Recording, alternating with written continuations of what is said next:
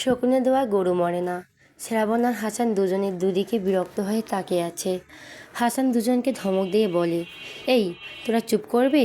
একজনকে একটা কথা জিজ্ঞেস করেছি, তাকে বলতে না দিয়ে নিজেরাই বকবক করে চলেছিস। রাব্বি নাটকীয় ভঙ্গিতে বলে, ভাই শ্রাবণ, বলুন আপনি কি বলবেন। শ্রাবণ চুপ করে থাকে। ইচ্ছে করছে এগুলোকে ধরে পাগলা গারদে ভরে দিয়ে আসতে।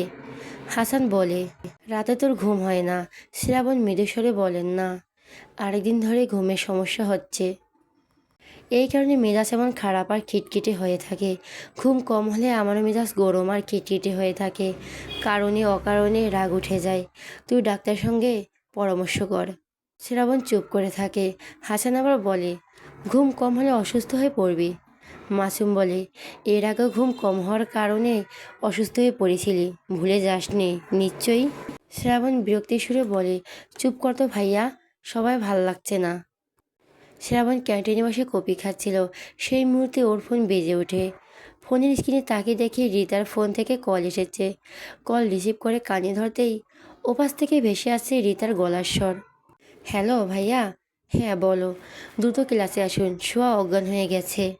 শ্রাবণ ফট করে উঠে দাঁড়ায়। বিস্মিত হয়ে বলে, কিভাবে? বসেছিল, হঠাৎ অজ্ঞান হয়ে পড়ে গেছে। আমি আসছি এক্ষুনি। শ্রাবণ, কোথায় যাচ্ছিস? কি হয়েছে? হাসানের প্রশ্নে পেছন না ফিরে বলে, শোয়া অজ্ঞান হয়ে গেছে। বলতে বলতে দৌড় শুরু করে শ্রাবণ। হাসান নিজেও কফি খাওয়া বাদ দিয়ে শ্রাবণের পেছন পেছন ছুটে যায়।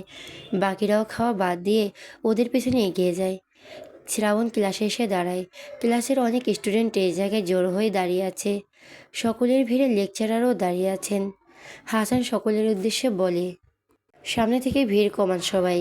হাসানের গলার স্বর শুনে বেশ কয়েকজন পেছনে তাকায়। হাসান আবার সরে যেতে বললেই সরে যায় কয়েকজন। শ্রাবণ এগিয়ে এসে দাঁড়ায়। শোয়া অবচেতন অবস্থায় পড়ে আছে এখনও। রিতা সহ আরও দুজন মেয়ে ওর চোখে মুখে পানি দিতে দিতে ডাকছে জ্ঞান ফেরানোর জন্য। রিতা বাকি দুজন মেয়েকে সরে যেতে বলতেই তারা সরে যায়। শ্রাবণ বসে শোয়ার পাশে। রিতার কাছ থেকে শোয়াকে টেনে এনে নিজের বুকে সঙ্গে ঠেস দিয়ে বসায়। বোতল থেকে পানি নিয়ে শোয়ার চোখে মুখে দিয়ে গালে মৃদু চাপড় দিতে দিতে ডেকে বলে, শোয়া চোখ খোল। এই কি হয়েছে তোর? রিতার মুখের দিকে তাকিয়ে বলে, কি হয়েছিল? ভালোই তো ছিল, লেকচার শুনছিল, হঠাৎ কাত হয়ে পড়ে যায় নিচে। ডাকাডাকি করছি, চোখে মুখে পানি দিচ্ছি, কিন্তু জ্ঞান ফিরছে না। শ্রাবণ শোয়াকে পাজা কোলে তুলে নিয়ে উঠে দাঁড়ায়। হাসানের দিকে তাকিয়ে বলে, শোয়ার ব্যাগটা নিয়ে আয়। শ্রাবণ বাইরের দিকে এগিয়ে যায় দ্রুত পায়ে। কি হলো এই ডাইনির বাচ্চার? গত রাতেও বলছে শরীর ভালো লাগছে না। শোয়ার ব্যাগটা নিয়ে আয়। শ্রাবণ বাইরের দিকে এগিয়ে যায় দ্রুত পায়ে। কি হলো এই ডাইনির বাচ্চার? সিরিয়াস কিছু হলো নাকি? হাসান শোয়ার ব্যাগ থেকে হাতে নিয়ে দ্রুত শ্রাবণের কাছে এগিয়ে আসে। ওর বাকি বন্ধুদের ওদের সঙ্গে বাইরের দিকে এগিয়ে যায়। গাড়ির কাছে এসে হাসানের দিকে তাকিয়ে বলে, আমার পকেটে গাড়ির চাবি, বের করে গাড়ির দরজা খোল। হাসান শ্রাবণের পকেটে হাতুড়ে গাড়ির চাবি বের করে গাড়ির দরজা খুলে দেয়। শ্রাবণ সোহাকে কোলে নিয়ে পেছনে উঠে বসে। হাসানকে বলে ড্রাইভ করার জন্য। শ্রাবণের ব্ল্যাক মার্সিডিজ হসপিটালের উদ্দেশ্যে ছুটে চলে দ্রুত গতিতে। শ্রাবণ সোহাকে আগলে ধরে রেখেছে বুকের সঙ্গে। ওর বুকের ভেতর কিছু একটা হচ্ছে। সোহাকে এই অবস্থায় দেখে সোহার মুখের দিকে তাকিয়ে গালে মৃদু চাপড় দিতে দিতে বলে, এই কি হয়েছে তোর? সোহা ওঠ, তাকা আমার দিকে। তাকায় না সোহা, নিস্তেজ হয়ে শুয়ে আছে শ্রাবণের বুকের সঙ্গে লেপ্টে। গাড়ি হসপিটালে এসে পৌঁছায়। হাসান বেরিয়ে এসে পেছনের দরজা খুলে দেয়। শ্রাবণ সোহাকে কোলে নিয়ে নেমে দাঁড়ায়। হাসান শ্রাবণের মুখের দিকে তাকিয়ে বলে, তুই ভেতরে যা, আমি গাড়ি পার্ক করে আসছি। আচ্ছা আয়। শ্রাবণ দ্রুত ভেতর দিকে এগিয়ে যায়। ওকে দেখে ওয়ার্ড বয় স্ট্রেচার নিয়ে এগিয়ে আসে দ্রুত। একজন নার্সও এগিয়ে আসে। শোয়ার পালস রেট চেক করতে করতে বলে, কি হয়েছে ওনার? হুট করে অজ্ঞান হয়ে গেছে। কি হয় আপনার? ওয়াইফ। টেনশন করবেন না, আমরা দেখছি কি হয়েছে।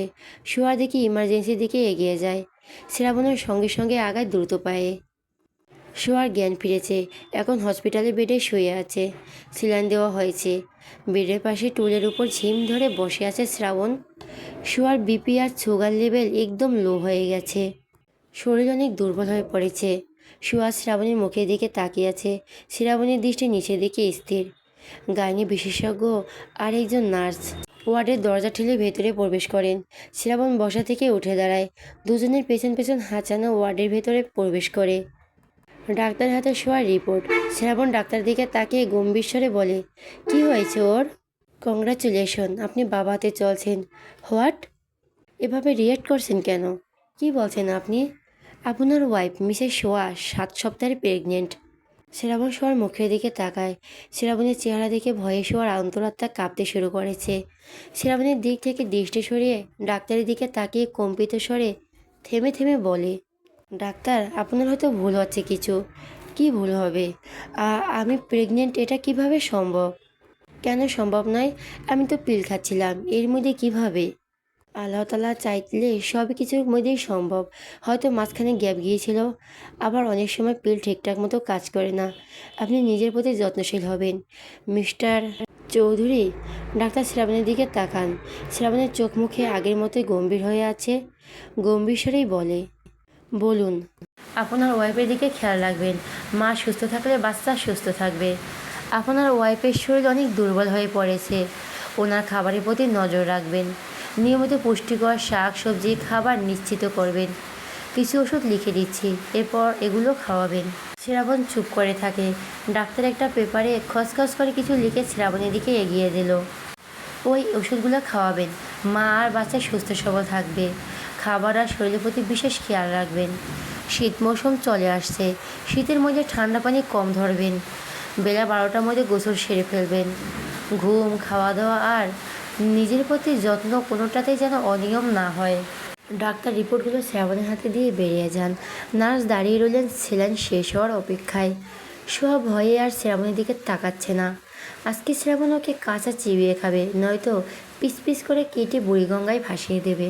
হাসান শ্রাবণের পাশে দাঁড়িয়ে গলা জড়িয়ে ধরে খুশি হয়ে বলল, কংগ্রাচুলেশন ভাই। শ্রাবণ চুপ। হাসানের দিকে তাকায়ও না। হাসান শ্রাবণের মুখের দিকে তাকিয়ে থাকে। কি হয়েছে এই ছেলের?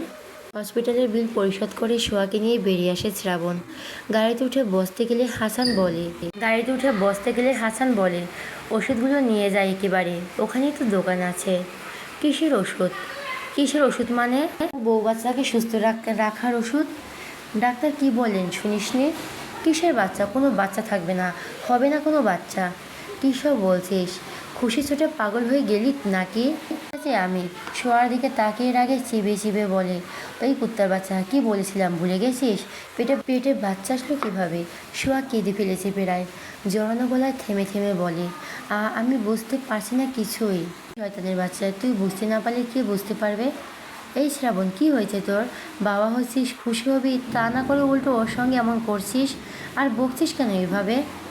চেয়েছি কি? আমি বলেছি আমি বাবা হব? একটু চুপ করে বলে, এই হসপিটাল অ্যাবর্শন করায় না? শ্রাবণের কথা শুনে চমকে ওঠে হাসান। বিস্ময়ের চোখ দুটো বড় বড় হয়ে গেছে। বিস্ময় বিমূঢ় হয়ে শ্রাবণের মুখের দিকে তাকিয়ে আছে সোহা।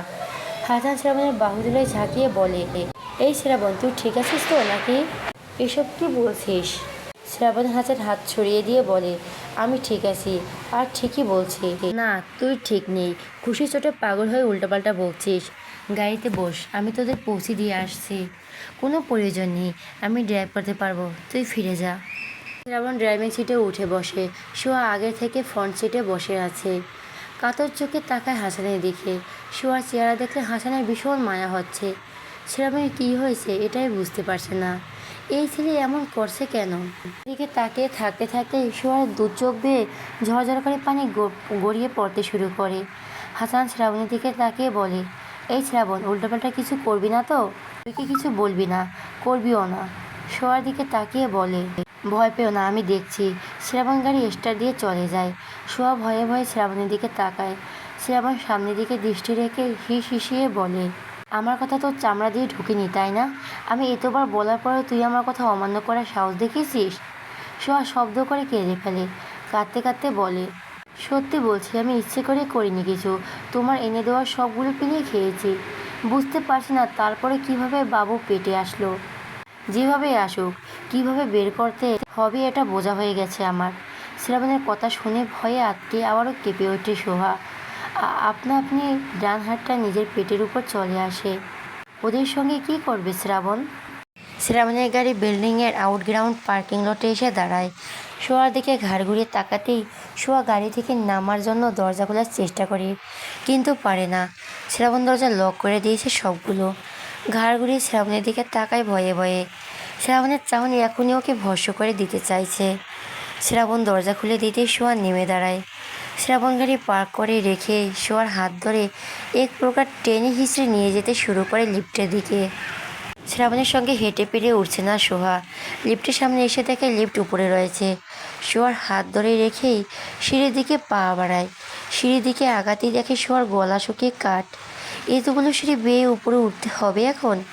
এমনিতে অসুস্থ, আবার প্রেগনেন্ট। এতগুলো সিঁড়ি বেয়ে উপরে উঠে ওর অবস্থা খারাপ হয়ে যাবে আরও। মাথা ঘুরছে এখনও। 2 তলা পর্যন্ত উঠেই হাঁপিয়ে গেছে সোহা, আর উঠতেই পারছে না। এত দূর তো সিঁড়ি বেয়ে ওঠা যায়। একটু আস্তে হাঁটো, আমি তো দূর তো হাঁটতে পারছি না। শ্রাবণ সোহার মুখের দিকে তাকায়।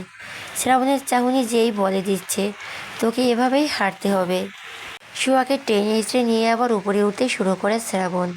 অল্প কিছু সিঁড়ি বেয়ে উপরে উঠে শক্ত হয়ে দাঁড়ায় সোহা।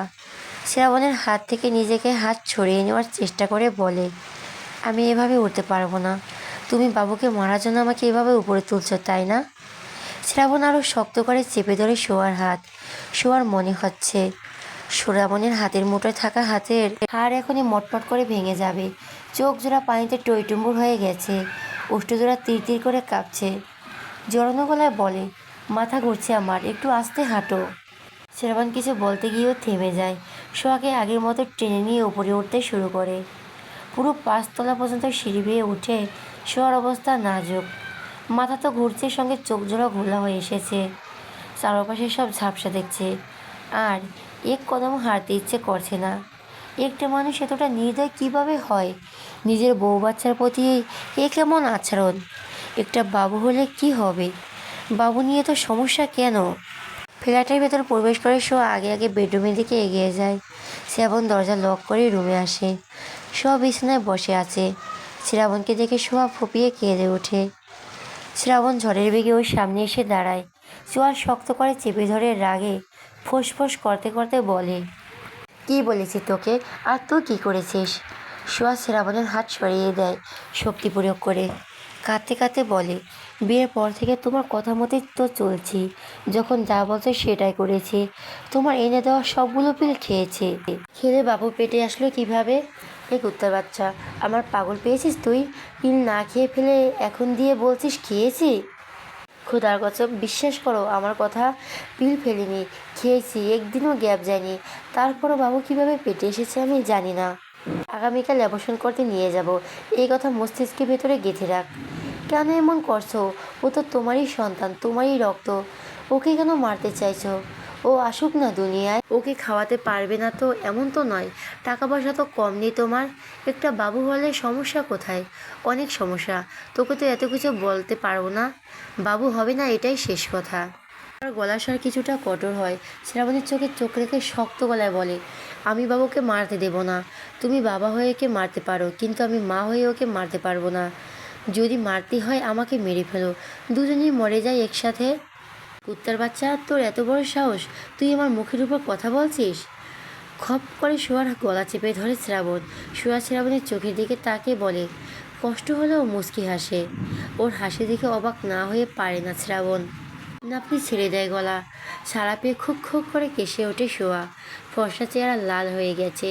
চোখ দুটো বেয়ে ঝরঝর করে পানি গড়িয়ে পড়ছে। চোখের পানি মুছতে মুছতে শ্রাবণী তাকে তাকিয়ে বলে, ছেড়ে দিলে কেন? মেরে ফেলো আমাদের, মুক্তি পেয়ে যায় তোমার আর এই স্বার্থপর দুনিয়ার কাছ থেকে। শ্রাবণ সোয়ার চোয়াল চেপে ধরে দাঁতে দাঁত পিষে বলে, কান খুলে শুনে রাখ, তোর মুক্তি নেই আমার কাছ থেকে। শ্রাবণের হাত সরিয়ে ওর শার্ট খামচে ধরে কাঁদতে কাঁদতে বলে, তাহলে কেন নিজের সন্তানকে খুন করতে চাইছো? আমি চাইনি, তারপরও আমাদের মাঝে এসেছে। যখন এসেছে তখন থাকুক না আমাদের মাঝেই। আল্লাহ তাআলা চেয়েছেন বলেই তো ও এসেছে। তুমি কেন নিষ্পাপ জীবনটাকে মেরে পাপ করতে চাইছো? আমাকে মেরে ফেলো, কিন্তু আমি ওকে মারতে দেব না। ওকে আমি নিজের কাছ থেকে আলাদা করব না। শ্রাবণ সোয়ার হাত টেনে বিছানা থেকে নামানোর চেষ্টা করে বলে, ওঠ, এখনই অ্যাবর্শন করতে যাব। সোয়া শ্রাবণের হাত থেকে নিজের হাত ছড়িয়ে নিয়ে শ্রাবণের 2 পা জড়িয়ে ধরে বসে পড়ে নিয়েছে। সোয়া জানে কঠোর হয়ে কোনোভাবে শ্রাবণকে দমানো বা বোঝানো যাবে না। সোয়া এটাও জানে চাইলেও শ্রাবণকে ছেড়ে যেতে পারবে না। শ্রাবণ নিজেই ওকে যেতে দেবে না। শ্রাবণের হাঁটুর সঙ্গে মাথা ঠেকে কাঁদতে কাঁদতে বলে, এ তো নির্দয় হইও না। বাবা হয়ে নিজের সন্তানকে কিভাবে মারতে চাইছো? এ তো দয়া মায়াহীন কিভাবে হচ্ছ? তোমার কাছে আমার প্রথম আর শেষ চাওয়া, আমার সন্তানকে কেড়ে নিও না আমার কাছ থেকে। পা ছাড় আমার। তোমার কাছে আমাদের সন্তানের জান ভিক্ষে চাইছি আমি। ওকে তুমি দুনিয়ায় আসতে দাও। ও বেঁচে থাকতে তোমার কি খুব বেশি ক্ষতি হয়ে যাবে? আজকের এই কাজের জন্য একদিন তুমি ভীষণ আফসোস করবে। এমন কিছু করো না যার জন্য সারা জীবন আফসোস করতে হয়। পা ছাড়তে বলেছি আমি। সোয়া কিছু বলার আগে পরপর কলিং বেল বাজতে শুরু করে। দুজনে তাকায় দরজার দিকে। কে এসেছে? এভাবে বেল বাজাচ্ছে কেন? পা ছাড়। সোয়া শ্রাবণের মুখের দিকে তাকিয়ে ছেড়ে দেয়। শ্রাবণ গালি দিতে দিতে দরজার দিকে এগিয়ে যায়। সোয়া নিচ থেকে উঠে বিছানায় বসে, পেটের উপর হাত রেখে বলে, তোর বাবা পাগল হয়ে গেছে। ওকে আমি কিভাবে বোঝাবো, শান্ত করব? শ্রাবণ দরজা খুলে দেখে শামাদ চৌধুরী দাঁড়িয়ে আছেন। নাতির মুখের দিকে তাকিয়ে শামাদ চৌধুরী বলেন, কেমন আছো দাদু ভাই? আমাদের গম্ভীর থমথমে গলায় বলে, ভালো, তুমি? আলহামদুলিল্লাহ। ভেতরে আসতে দেবে না নাকি? শ্রাবণ পথ ছেড়ে দাঁড়ায়। শামাদ চৌধুরী ভেতরে প্রবেশ করেন। শ্রাবণ দরজা লাগিয়ে পেছনে ফিরতে শামাদ চৌধুরী নাতিকে জড়িয়ে ধরে উচ্ছ্বাসিত হয়ে বলেন, বাবা হওয়ার জন্য অভিনন্দন দাদু ভাই। বললো তোমাকে? যেই বলো শুনেছি। হাসান বলেছে? সোহা কোথায়? শ্রাবণকে ছেড়ে বেডরুমের দিকে এগিয়ে যান শামাদ চৌধুরী। শ্রাবণের আগে নিজের মাথার চুল দুই হাতে খামচে ধরে হাসানের গোষ্ঠীর পিণ্ডি চটকাতে চটকাতে রুমের দিকে আগায়। শামাদ চৌধুরী রুমে এসে সোয়ার সামনে দাঁড়ায়। সোয়া দাদার মুখের দিকে তাকিয়ে হাউমাউ করে কেঁদে উঠেছে। শামাদ চৌধুরী নাতির পাশে বসে জড়িয়ে ধরে শান্ত করার চেষ্টা করে বলেন, তো হও দাদু ভাই, কিছু হবে না, আমি শ্রাবণকে বোঝাবো। সোহা শান্ত হতে পারে না। শামাদ চৌধুরী শ্রাবণের দিকে তাকান। শ্রাবণ রাগে লাল হয়ে তাকিয়ে আছে। নাতনিকে শান্ত করার চেষ্টা করতে শ্রাবণের দিকে তাকিয়ে বলেন, এসব কি দাদু ভাই? এমন কিছু শোনার জন্য মোটেও প্রস্তুত ছিলাম না। তুমি নিজের সন্তানকে কেন মারতে চাইছো? কোনো সন্তান চাই না আমার। চাইবে না বলেই একটা প্রাণ কেড়ে নেবে? হ্যাঁ, যা হওয়া উচিত তোমার। এমন কথা কিভাবে বলছো? যেভাবে শুনছো তুমি সেভাবেই বলছি। কেন মারতে চাইছো? বাচ্চাটা কোনো ক্ষতি করেছে তোমার? তুমি নিজের বাবাকে ঘৃণা করেছো, অথচ নিজেই এখন নিজের সন্তানকে খুন করার মতো ঘৃণিত কাজ করতে চাইছো। তোমার বাবা তো তবু তোমাকে বাঁচিয়ে রেখেছে, তুমি তো তাও রাখতে চাইছো না। পৃথিবীতে আসার আগে অস্তিত্ব মুছে দিতে চাইছি একটা প্রাণের। জীবন্ত লাশ হয়ে বেঁচে থাকার চেয়ে মরে যাওয়া অনেক ভালো। তুমি মানছো তুমি তোমার বাবার মতো একজন বাবা হবে? শ্রাবণ চুপ করে থাকে। শামাদ চৌধুরী সোয়াকে ছেড়ে শ্রাবণের কাছে এগিয়ে আসেন। শ্রাবণের দুই কাঁধে দুই হাত রেখে বলেন, তুমি নিজেকে, সোয়াকে আর তোমাদের দুজনের সন্তানকে একটি সুন্দর স্বাভাবিক জীবন দাও। পুরো দুনিয়াকে দেখিয়ে দাও তুমি তোমার বাবার মতো বাবা নয়, তুমি বেটার নয়, বেস্ট একজন বাবা আর হাজবেন্ড। তোমার বাবা তোমার মাকে ঠকিয়েছে, কষ্ট দিয়েছে, তোমার জীবন নষ্ট করেছে। এর মাসুল কি তোমার স্ত্রীর সন্তান ডিজার্ভ করে? তুমি যদি এমন করো তাহলে তোমার আর তোমার বাবার মধ্যে পার্থক্য কোথায়? শ্রাবণ একটা কথাও বলে না, পাথরের মূর্তির মতো দাঁড়িয়ে আছে। শোয়ার দিকে তাকিয়ে দেখে ওদের দিকে তাকিয়ে হেঁচকি তুলে কাঁদছে। দাদু ভাই, এখনও সময় আছে, ভুল থেকে বেরিয়ে আসো। তুমি কী ভেবে এমন সিদ্ধান্ত নিয়েছো আমি জানি না। আমি শুধু চাই তুমি এই ভুল না করো। আমাদের এমন কিছু করা উচিত নয় যার জন্য পরে আফসোস করতে করতে শেষ হয়ে যেতে হয়। শ্রাবণ একদম নিশ্চুপ। কিছুক্ষণ দাঁড়িয়ে থেকে ধূপধাপ পা ফেলে ওয়াশরুমে প্রবেশ করে, ধারাম করে দরজা লাগায়। সোয়া আর শামাদ চৌধুরী সব পুরো ফ্ল্যাট কেঁপে ওঠে। ভেতরে কী যেন আছড়ে ফেলছে। বাইরে থেকে স্পষ্ট শব্দ শুনতে পাচ্ছে দুজন। সোয়া দাদার দিকে তাকিয়ে থাকতে থাকতে ঝরঝর করে কেঁদে ওঠে। শামাদ চৌধুরী নাতনির কাছে এগিয়ে আসেন আবার। ওনার এই শান্তশিষ্ট সহজ সরল ভীতু নাতনিটি কীভাবে শ্রাবণের সঙ্গে সংসার করছে তা সোয়া আল্লাহ তাআলা ভালো জানে। একজনের ভালো করতে চেয়ে আরেকজনের ক্ষতি করছো না তো? সোয়া দাদার দু হাত ধরে কাঁদতে কাঁদতে বলে, দাদা ভাই, আমাকে নিয়ে চলো এখান থেকে। আমি থাকবো না আর এখানে। তোমার নাতি মেরে ফেলবে আমাদের। কিছু হবে না দাদু ভাই, ভয় পেও না। তুমি জানো না ওর অনেক রাগ। তুমি চলে গেলে ও আমাদের মেরেই ফেলবে। আমি থাকবো না এখানে। কিছু করবে না। তুমি ওকে ভার্সিটির র্যাগিংয়ের কথা বলার পরও বাড়িতে গিয়েছিল না? সেদিন চর মেরেছিল, গলা চেপে ধরেছিল, বালতিতে চুবিয়ে মেরেই ফেলেছিল প্রায়। তোমার সঙ্গে এসব কখন করেছিল? দুপুরের পর। তুমি ওসব ওকে বললো না কোনো দিন। দাদা ভাই আজকে এত কিছু বললে ওয়াশরুমে ঢুকে কেমন করলো তুমি তো শুনলেই। আমি থাকবো না এখানে, আমাকে নিয়ে চলো প্লিজ। ওকে আর কোনো কিছু বোঝানো বলো না। ও আমাকে মেরেছিল, এটা আমি তোমাকে বলেছি। এটাও কোনো দিন মনের ভুলেও বলবে না ওকে। শামার চৌধুরী নাতনিকে জড়িয়ে ধরে মাথায় হাত বুলিয়ে দিতে শুরু করেন। এসি বন্ধ রয়েছে, শোয়া ঘেমে একাকার, কাঁদতে কাঁদতেও নাজেহাল অবস্থা। শামার চৌধুরী নাতনির গালে মুছিয়ে দিতে দিতে বলেন, হিজাব খোলো, ঘেমে গেছো তো। দাদা ভাই আমাকে এখান থেকে নিয়ে চলো, দূরে কোথাও লুকিয়ে রাখো যেন তোমার নাতি খুঁজে না পায়। হ্যাঁ নিয়ে যাব, কান্না বন্ধ করো। বিছানা ছেড়ে উঠে এসি রিমোট খুঁজে এসি অন করেন। জগ থেকে গ্লাস ঢেলে শোয়ার হাতে দেন খাওয়ার জন্য। শোয়া পানি পান করে হিজাব খুলে ফেলে। অনেক গরম লাগছে, মাথা ঘুরছে এখনও, বসে থাকতে কষ্ট হচ্ছে এখন।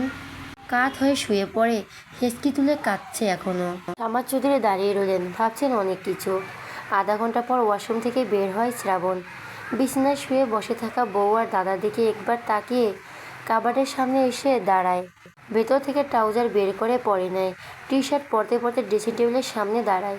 শামার চৌধুরী বিছানা ছেড়ে উঠে শ্রাবণের কাছে এগিয়ে আসেন। শান্ত স্বরে বলেন, সোয়াকে আমার সঙ্গে নিয়ে যাই, কিছুদিন থেকে আসবে ওই বাড়িতে। শ্রাবণ শান্ত দৃষ্টিতে তাকায় দাদার মুখের দিকে, শান্ত স্বরে বলে, নিয়ে যাও। শামার চৌধুরী আর সোয়া দুজনেই অবাক হয়ে গেছে সোয়ার শ্রাবণের কথা শুনে। শামার চৌধুরী আবার বলেন, আমি কিন্তু সিরিয়াস হয়ে বলছি দাদু ভাই। শ্রাবণ চুল বিরাস করতে করতে বলে, তোমার কি মনে হচ্ছে আমি তোমার সঙ্গে মজা করছি? সত্যি নিয়ে যাব? যাও। শোয়া থেকে উঠে বসেছে। শামার চৌধুরী শোয়ার দিকে তাকিয়ে বলেন, সোয়া চলো আমার সঙ্গে। সোয়া শ্রাবণের মুখের দিকে তাকায়। শ্রাবণ ওর দিকে তাকিয়ে আছে, শান্ত স্বরে বলে, যা। সোয়া বিছানা থেকে নেমে ধীরে পায়ে ওয়াশরুমের দিকে এগিয়ে যেতে যেতে বলে, দাদা ভাই যাব না, তুমি চলে যাও।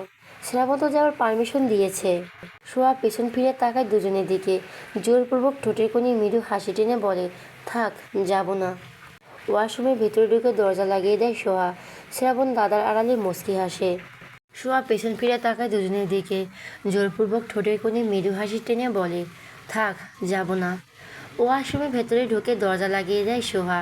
শ্রাবণ দাদার আড়ালে মুচকি হাসে। মুখে বলেছে বলে কি যেতে দিত নাকি? ও তো শুধু একটা দেখছিল সোয়া ওই বাড়িতে যাওয়ার মতো দুঃসাহস দেখায় কি না। সোয়া আয়নার দিকে তাকে নিজেকে দেখে। শ্রাবণের মুখে তো বলো যেতে, তবে ওর চোখ দুটো স্পষ্ট করে নিষেধ করেছিল না যাওয়ার জন্য। শ্রাবণের সঙ্গ ছাড়া ওর এই ফ্ল্যাটের বাইরেও পা রাখা নিষেধ। ওর দিকে তাকিয়ে দেখে শ্যাম্পুর বোতল, ফেস ওয়াশ, বডি ওয়াশ সব যা তা ছিল সব ছুঁড়ে ফেলে লণ্ডভণ্ড করে রেখেছে। কিছুক্ষণ স্থির হয়ে তাকিয়ে রইল ফ্লোরের দিকে।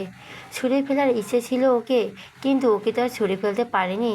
তাই তো ওগুলো ছুঁড়ে ফেলে রাগ কমিয়েছে বোধ হয়।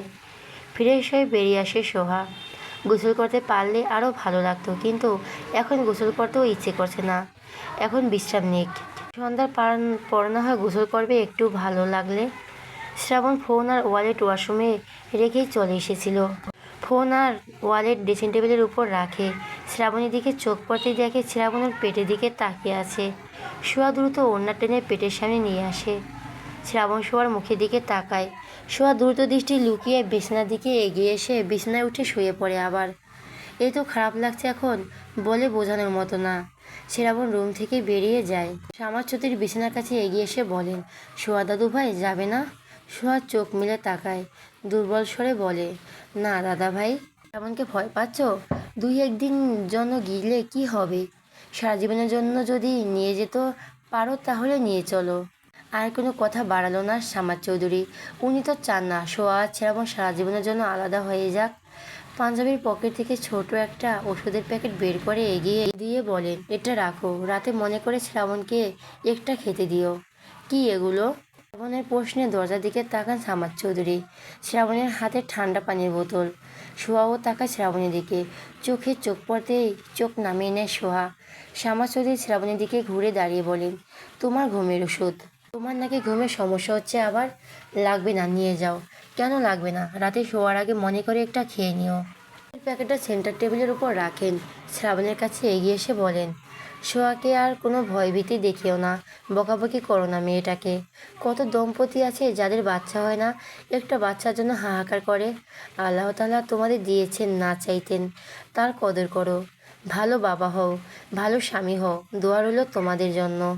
সবসময় ভালো থেকো তোমরা। শ্রাবণ চুপচাপ শোনে সব কথা। সামাদ চৌধুরী শ্রাবণের কাঁধে হাত রেখে বলেন, এমন কোনো ভুল করো না যার জন্য আফসোস করতে হয় সারা জীবন। আসছি, ভালো থেকো তোমরা। শ্যামা চৌধুরী দরজার দিকে এগিয়ে যান। শ্রাবণ এগিয়ে গিয়ে দরজা খুলে দাদাকে বিদায় দিয়ে দরজা লক করে রুমে ফিরে আসে। সোয়া উল্টো ফিরে কাত হয়ে শুয়ে আছে। শ্রাবণ চোখ বন্ধ করে দাঁড়িয়ে থাকে কিছুক্ষণ। হাতে থাকা পানির বোতলটা রেখে বিছানায় উঠে বসে হেডবোর্ডের সঙ্গে হেলান দিয়ে ঘাড় ঘুরিয়ে শোয়ার দিকে তাকিয়ে থাকে পলকহীন। কিছু একটা ভেবে বিছানা ছেড়ে নেমে দাঁড়ায় শ্রাবণ। ড্রেসিং টেবিলের সামনে এসে ফোন আর ওয়ালেট ট্রাউজারের পকেটে ভরে নেয়। গাড়ির চাবি নিয়ে রুম থেকে বের হওয়ার আগে বিছানার দিকে তাকিয়ে বলে, এই জঙ্গলির বাচ্চা, বিছানা থেকে নেমে গোসল করে ফ্রেশ হয়ে আয়। আমি ফিরে এসে যেন না দেখি তুই এভাবে শুয়ে আছিস। কথাগুলো বলে রুম থেকে বেরিয়ে যায় শ্রাবণ। শোয়া গাল মুছতে মুছতে শোয়া থেকে উঠে বসে। মাথা এখনও ঠিক হয়নি। ধীরে ধীরে বিছানা ছেড়ে নেমে কাভার থেকে ড্রেস বের করে ওয়াশরুমে প্রবেশ করে। 20 মিনিট পরেই রুমে ফিরে আসে শ্রাবণ। শোয়া মাত্র গোসল সেরে বেরিয়ে এসেছে। চুলে এখনও টাওয়াল পেছানো, চোখ মুখ মলিন আর দুর্বল দেখাচ্ছে। শ্রাবণের দিকে একবার তাকে বিছানার কাছে এগিয়ে আসে আবার শোয়ার জন্য। ওর মতিগতি বুঝতে পেরে শ্রাবণ গম্ভীর স্বরে বলে, খিদে পেয়েছে আমার, খাবো। শোয়া ঘুরে তাকায়, চুল থেকে টাওয়াল খুলে টুলের উপর রেখে রুম থেকে বেরিয়ে যায় ধীরে পায়ে হেঁটে। হাতের প্যাকেটটা সেন্টার টেবিলের উপর রাখে। পকেট থেকে ফোন বের করে চার্জে লাগায়। ওয়ালেট আর গাড়ির চাবি ড্রেসিং টেবিলের ড্রয়ারে রেখে রুম থেকে বেরিয়ে ডাইনিং টেবিলের কাছে এগিয়ে আসে। শোয়ার মুখের দিকে তাকিয়ে বলে, সকালে খাসনি? শোয়া মুখ তোলা শ্রাবণের মুখের দিকে তাকায়, মৃদু স্বরে বলে, দেরি হয়ে যাচ্ছিল দেখে আর খাইনি, ভেবেছিলাম ফিরে এসে খাবো। শ্রাবণ চোয়াল শক্ত করে তাকিয়ে থাকে। শোয়া মিনমিন করে বলে, আর এমন হবে না। শ্রাবণ চেয়ার টেনে বসে।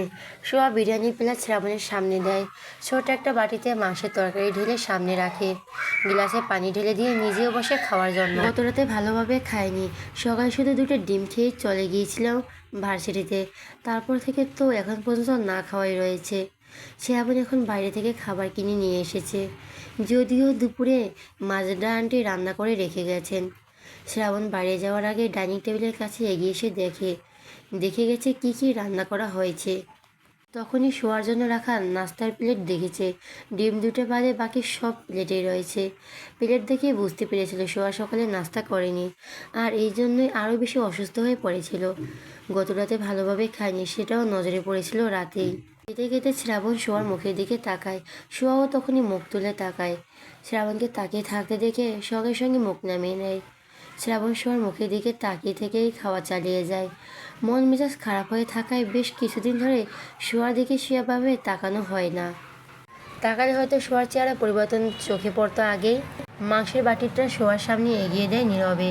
শোয়া শ্রাবণের মুখের দিকে একবার তাকিয়ে বাটি থেকে 2 পিস মাংস তুলে নেয় নিজের প্লেটে। বিরিয়ানিতে মাংস আছে, আর কত মাংস খাবে। ধীরে ধীরে নিজের খাওয়া শেষ করে শোয়া। ভীষণ খিদে পেয়েছিল। শ্রাবণ নিজেও খাওয়া শেষ করে চেয়ারে বসে আছে। দুপুরে রান্না করা খাবারগুলো ফ্রিজে তুলে রেখে দেয়।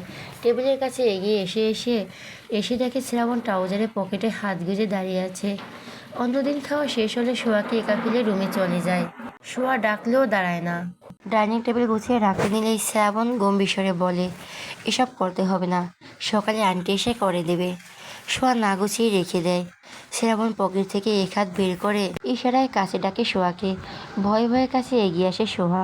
কিছুটা দূরত্ব রেখে দাঁড়ায় শ্রাবণের সামনে। শ্রাবণের মুখের দিকে তাকিয়ে শোয়া 2 চোখ বেয়ে টুকটাক পানি গড়িয়ে পড়তে শুরু করে। শ্রাবণ পলকহীন তাকিয়ে থাকে শোয়ার মুখের দিকে। ওরও ভালো লাগছে না। মস্তিষ্কের ভেতর যন্ত্রণা হচ্ছে, বুকের ভেতর কেমন করছে।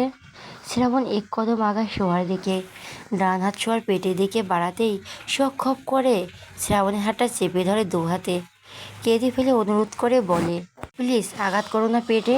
শ্রাবণ গম্ভীর থমথমে গলায় বলে, কিছু করবো না, হাত ছাড়। সত্যি করবে না তো? না, করবো না। শোয়া শ্রাবণের হাত ছেড়ে দেয়। শ্রাবণ শোয়ার তলপেটের ওপর হাত রাখে আলতোভাবে। শরীর জুড়ে অদ্ভুত এক শিহরণ খেয়ে গেল। বুকের ভেতর ভিন্ন অনুভূতি জাগে। শোয়ার মুখের দিকে তাকায়। সোহাও নিজের পেটের দিকে থেকে দৃষ্টি সরিয়ে শ্রাবণের মুখের দিকে তাকায়।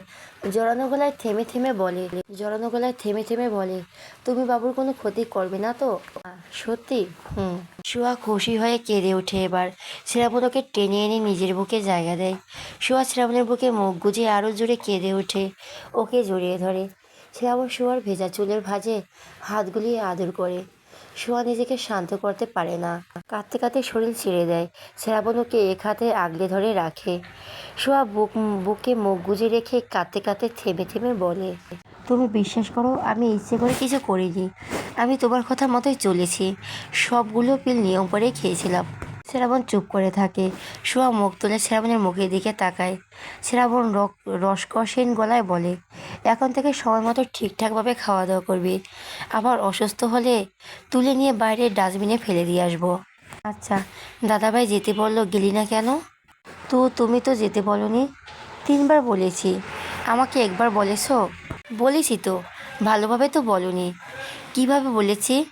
যেভাবে তাকিয়ে বলছো, যদি যেতে নিতাম তাহলে রুম থেকে বের হওয়ার আগেই তোর ঠ্যাং ভেঙে দিতে। বোকা শোয়ার মাথায় তাহলে বুদ্ধি গজিয়েছে দেখা যাচ্ছে। আমার সঙ্গে থাকতে থাকতে একটু উন্নতি হয়েছে। যাই হোক, তুই যদি আজ যেতি তাহলে তোর ঠ্যাং নয়, ঘাড় ধরে ঘাড়টাই ভেঙে দিতাম। সোয়া চুপ করে থাকে। 3 মাস পেরিয়ে গেছে শ্রাবণের সঙ্গে রয়েছে। এই 3 মাসে এই বদ ছেলেকে হাড়ে হাড়ে চেনা হয়ে গেছে ওর। মুখে এক কথা, চোখে আবার আর এক কথা, পেটের মধ্যে তো জিলাপির পেঁয়াজ। ওষুধ এনেছি। সোয়া শ্রাবণকে ছেড়ে রুমের দিকে এগিয়ে যায়। শ্রাবণ ওর পেছন পেছন রুমে প্রবেশ করে। সোয়া প্যাকেট খুলে ওষুধ বের করে। শ্রাবণ বলে দেয় কোনটা কখন আর কতবার খেতে হবে। সোয়া নিজের ওষুধ খেয়ে শ্রাবণের ঘুমের ওষুধ খুলে দেয় ওর দিকে বাড়িয়ে। পানি সহ বিনা বাকি ওষুধটি খায় শ্রাবণ। সোয়া আরেকটা পানি পান করে বিছানায় উঠে শুয়ে পড়ে। এখন একটু আরাম লাগছে, আবার ঘুমও পাচ্ছে। শ্রাবণ লাইট অফ করার জন্য হাত বাড়ায়, তখনই ওর ফোনে শব্দ করে কেঁপে ওঠে। স্ক্রিনে তাকিয়ে দেখে হাসান কল করেছে। ফোনটার স্ক্রিনে তাকিয়ে থাকতে থাকতে কল কেটে যায়। কয়েক সেকেন্ড পর আবার শব্দ করে কেঁপে ওঠে ফোনটা।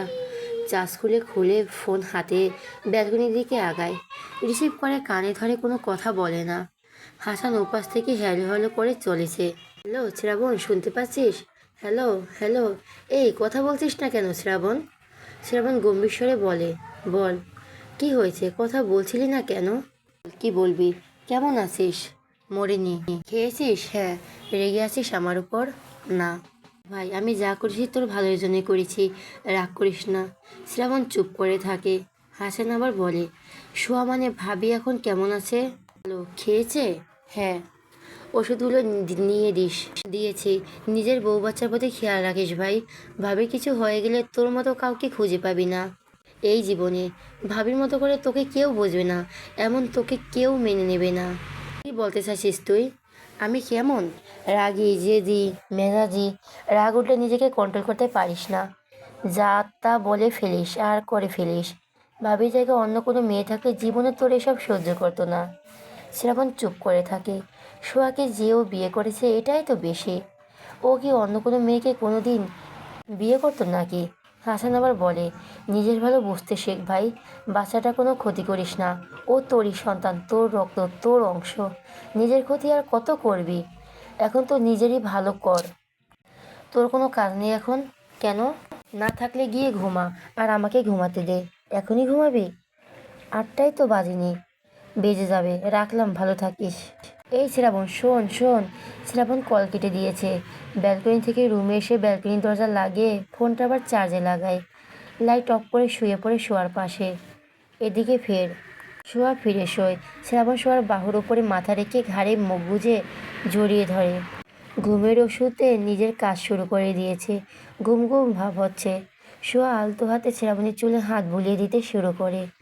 10 মিনিট পার হয় না, দুজনেই ঘুমিয়ে গেছে। দুজনকে দেখে কে বলতে পারবে মাত্র কয়েক ঘন্টা আগে দুজনের উপর দিয়ে কি ঝড় বয়ে গেছে। দুজনকে দেখে মনে হচ্ছে সবচেয়ে শোকে কাপড় ওরা দুজনই। শোয়ার হাত এখনও শ্রাবণের চুলের ভাঁজে রয়েছে। শ্রাবণ শক্ত হাতে জড়িয়ে ধরে আছে শোয়াকে। হাত নরম করলেই যেন শোয়া ওর কাছ থেকে দূরে চলে যাবে। দুজনে ধীরে ধীরে ফেলা শ্বাস আর এসির মৃদু শব্দ ব্যতীত আর কোনো শব্দ নেই। নির্জনতা চেয়ে গেছে পুরো ফ্ল্যাট। শ্রাবণ আর সোয়া দুজনেই ঘুম থেকে ওঠে 10টার পর। আজকে প্রথম দুজন একসঙ্গে তো লম্বা ঘুম ঘুমিয়েছিল। শ্রাবণ ঘুমিয়েছে ওষুধের প্রভাবে আর কতগুলো দিন ঘুম না হওয়ার কারণে। সোয়া ঘুমিয়েছে ক্লান্ত দুর্বল শরীর হওয়ার কারণে। শ্রাবণ ঝিম ধরে বসে আছে।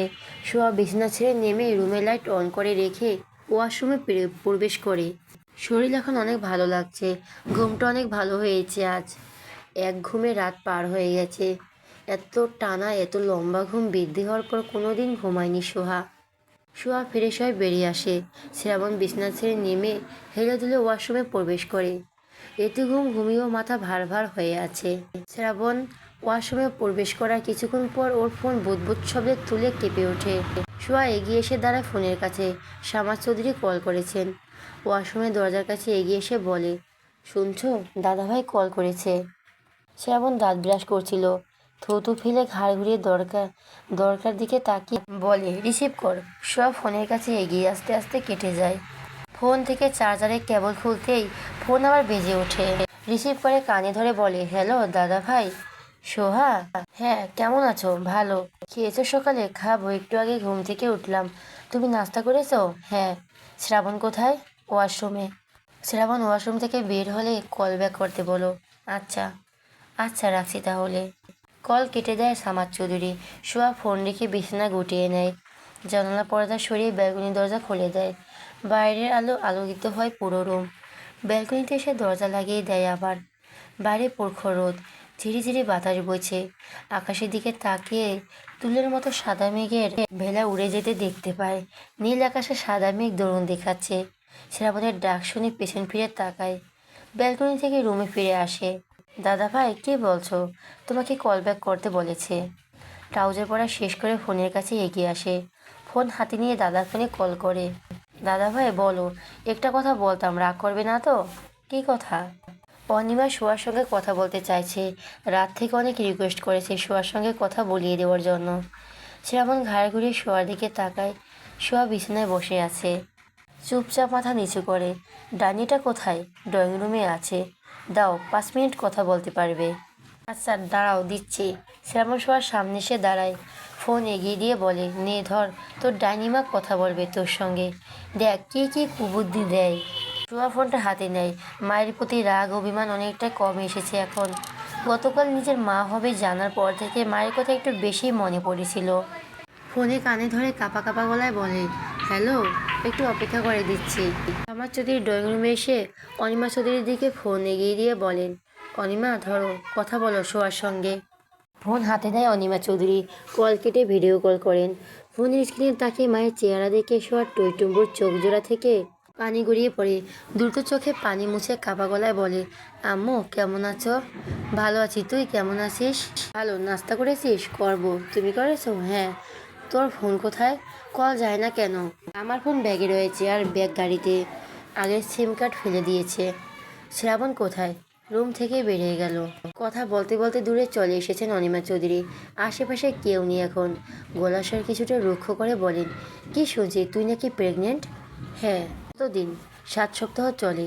তুই কি পাগল? নিজের ভালো বুঝতে পারিস না? কেন, কি হয়েছে? শ্রাবণের সন্তান কেন নিজের গর্ভে ধারণ করেছিস? নিজের শ্রাবণের জোর করে বাচ্চা নিতে বাধ্য করেছে, তাই না? আম্মু এসব কি বলছো? কি বলছি বুঝতে পারছিস না? কিছু না, ও তো বাবু। সোহাকে কথা শেষ করতে না দিয়ে বলেন, এই বাচ্চা রাখার প্রয়োজন নেই। বাচ্চা নষ্ট করে ফেল। ওই পাগলের সংসার করতে হবে না তোর। পাগলের রক্ত থেকে পাগলেরই জন্ম হবে। ওখান থেকে চলে আয়, কোনো ভয় পাবি না, আমরা আছি তো। শ্রাবণের চেয়ে 1000 গুণ ভালো ছেলের সঙ্গে তোর বিয়ে দেব। চলে আয় ওখান থেকে। পাগল ছাগলের সঙ্গে ভালো থাকবি না তুই। তোর সঙ্গে সুখ শান্তি পাবি না কোনো দিন। সোহা উত্তেজিত হয়ে বলে, আম্মু পাগল হয়েছ? কি বলছো এসব? অনিমা চৌধুরী কিছু বলার আগেই শ্রাবণ বজ্রকণ্ঠে বলে, এই কুত্তার বাচ্চা 1 নম্বরের ডাইনি। তোর কত বড় সাহস, তুই আমার বাড়িতে বসে আমার বউকে কুবুদ্ধি দিচ্ছিস আমার সন্তানকে মেরে ফেলার জন্য? শুয়োরের বাচ্চা, তুই দাঁড়া, আমি আসছি তোর চামড়া ছিলে তোকে গরম তেলে ভাজার জন্য। তুই 10 মিনিট অপেক্ষা কর শুধু। অনিমা চৌধুরী কল কেটে দেন। সোহা ভয়ে ভয়ে মুখ তুলে শ্রাবণের মুখের দিকে তাকায়। রাগে শ্রাবণের চেহারা লাল হয়ে গেছে। সোহা তো বুঝতেই পারেনি শ্রাবণ কখন এসে দাঁড়িয়েছে রুমে। ভয়ে একটা কথাও বলতে পারছে না। ওর মা যে এমন কিছু বলবে কল্পনাও করেনি। কত খুশি হয়েছিল এতগুলো দিন পর মায়ের সঙ্গে কথা বলতে পারবে ভেবে। সব খুশি কোথায় মিলে গেল। শ্রাবণ আগে ফেটে পড়ে বলে, ওই ডাইনি তোর সঙ্গে কথা বলতে চাই শুনে বুঝতে পেরেছি কোনো মতলবে কথা বলতে চাইছে। গত রাতে দাদাভাই নিশ্চয়ই বাড়িতে এগিয়ে বলেছে ও তুই প্রেগনেন্ট, আর এটা শুনে তোর ডাইনি মায়ের মাথা নষ্ট হয়ে গেছে। তাই তো তোকে কুবুদ্ধি দেওয়ার জন্য কথা বলতে মরিয়া হয়ে উঠেছিল। আমার সন্তানকে মারতে বলে। আজকে ওই ডাইনির একদিন কি আমার একদিন।